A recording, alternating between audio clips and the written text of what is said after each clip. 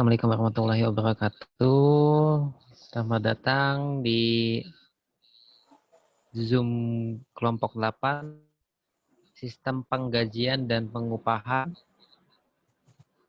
Untuk nama kelompoknya saya, Dimas Firdaus Hadiwijaya, dan rekan saya.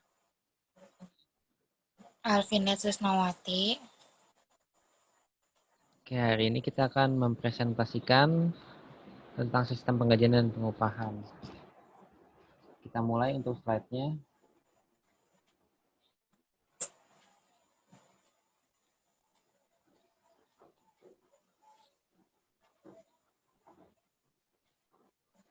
Oke, yang pertama itu ada sistem informasi akuntansi. Pengertiannya secara singkat adalah sebuah sistem informasi yang dibuat khusus untuk mempermudah kegiatan dan segala sesuatu yang berkaitan dengan akuntansi. Pengertian menurut para ahli manajemen akuntansi dan juga sistem informasi ada dari Bognar dan Hopwoods tahun 2010, Nugroho Wijayanto tahun 2001, Mulyadi tahun 2008, Jones dan Rama tahun 2006, Romney dan Steinbach tahun 2006.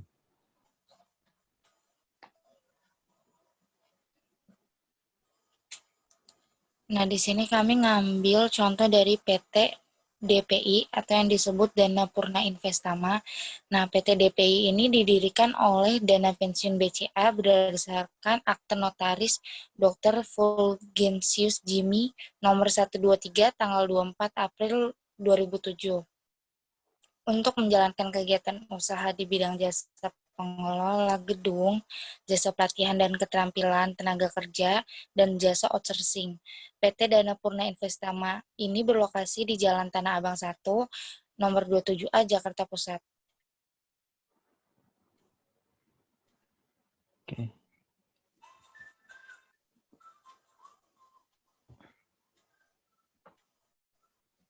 Oke, selanjutnya ada visi dan misi perusahaan. Visinya menjadi perusahaan pilihan utama di bidang facility management service di Indonesia.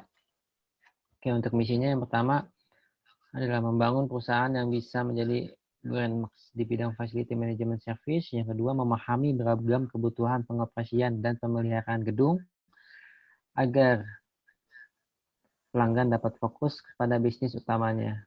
Yang ketiga, meningkatkan nilai tambah para pemegang saham DPI. Yaitu. Oke, selanjutnya.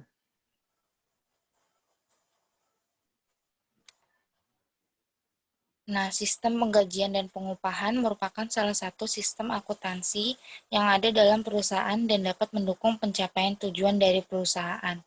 Fungsi-fungsi yang terkait dengan sistem penggajian dan pengupahan itu, yang pertama ada fungsi pegawaian, kedua fungsi pencatatan waktu, ketiga fungsi pembuat daftar gaji dan upah, keempat fungsi akuntansi.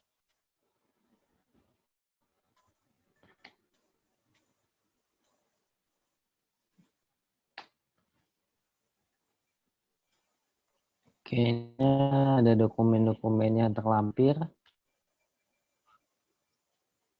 Ada daftar hadir karyawan, ada kartu hadir, ada kartu jam kerja. Lanjut, ada daftar gaji bulan, ada surat pernyataan gaji dan upah, dan juga ada bukti kas keluar. Oke, next.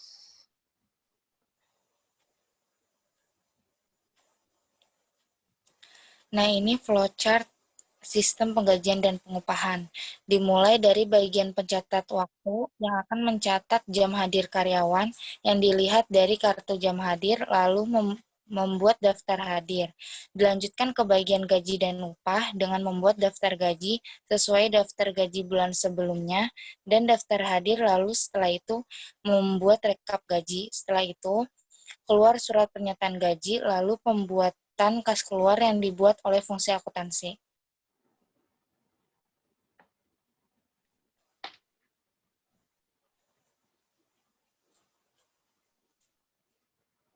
Oke, ini selanjutnya yang terakhir adalah kesimpulannya.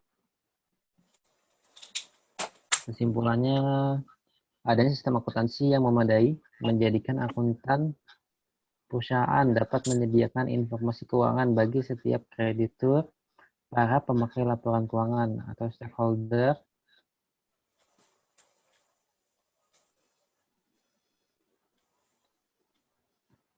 Oke, lain yang dijadikan dasar pengambilan keputusan ekonomi. Sistem tersebut dapat digunakan untuk manajemen, untuk perencanaan, dan mengendalikan operasi perusahaan. Salah satu sistem yang dapat digunakan oleh manajemen perusahaan adalah sistem akuntansi gaji dan upah.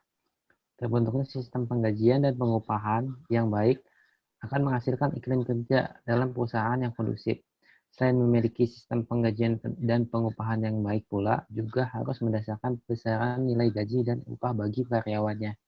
Menggunakan indikator yang sesuai, hal ini akan membentuk manajemen gaji dan upah dalam perusahaan akan berjalan sesuai koridor dan cenderung meningkatkan karena produktivitas tenaga kerja dapat terkontrol. Oke, sekian presentasi kita dari kelompok 8. Terima kasih banyak atas waktu yang telah diberikan. Kurang lebihnya mohon maaf. Wabillahi taufiq wal hidayah. Wassalamualaikum warahmatullahi wabarakatuh. Nah, buat teman-teman yang mau nanya, bisa langsung drop komennya atau pertanyaannya di WhatsApp grup. Terima kasih.